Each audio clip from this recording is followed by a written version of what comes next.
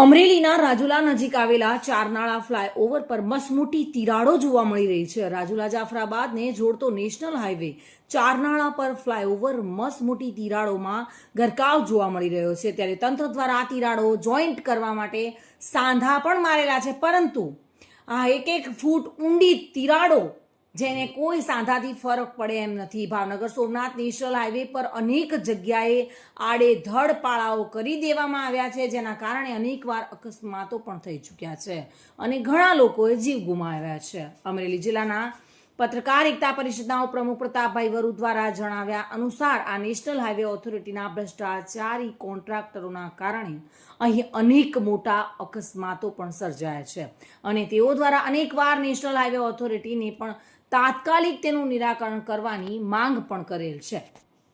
મારું નામ પ્રતાપભાઈ વરુ, ઉપપ્રમુખ પત્રકાર એકતા પરિષદ અમરેલી જિલ્લા। મારે એ કહેવાનું છે કે કાકોદરથી મહુવા સુધી પેકેજ 3માં જે હાલ ચારનાળા જે ફ્લાયઓવર આવેલ છે એમાં જે અત્યારે એમાં ક્રેક થઈ ગયેલો છે, ક્રેક થઈ ગયેલો છે, તિરાડો પડી ગઈ છે। અવારનવાર અહીંયા અકસ્માતો સર્જાય છે।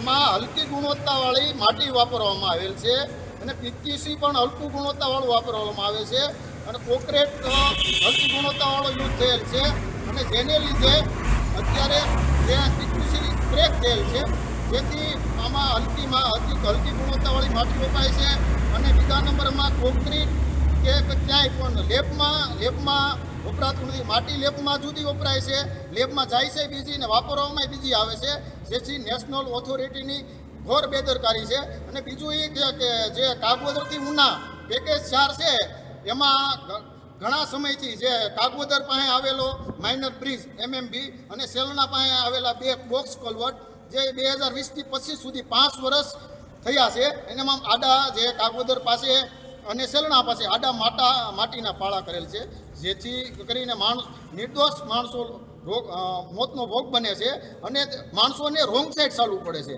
તો મારું એ જ કહેવાનું છે કે નેશનલ ઓથોરિટીના અધિકારીઓ અહીંયા જે કામ ચાલુ હોય, પીટીસીનું કામ ચાલુ હોય કે બીજું કામ ચાલુ હોય, ત્યારે આ નેશનલ ઓથોરિટીમાં કામ કરતી 2 એજન્સીઓને કયા કારણે નોટિસ આપતા નથી અને કયા કારણે અમુક જે પીટીસી ક્રેક થયેલા છે એને કેમ કાઢી નાખવામાં આવતો નથી, કેમ એમાં કેમિકલ પૂરવામાં આવે છે।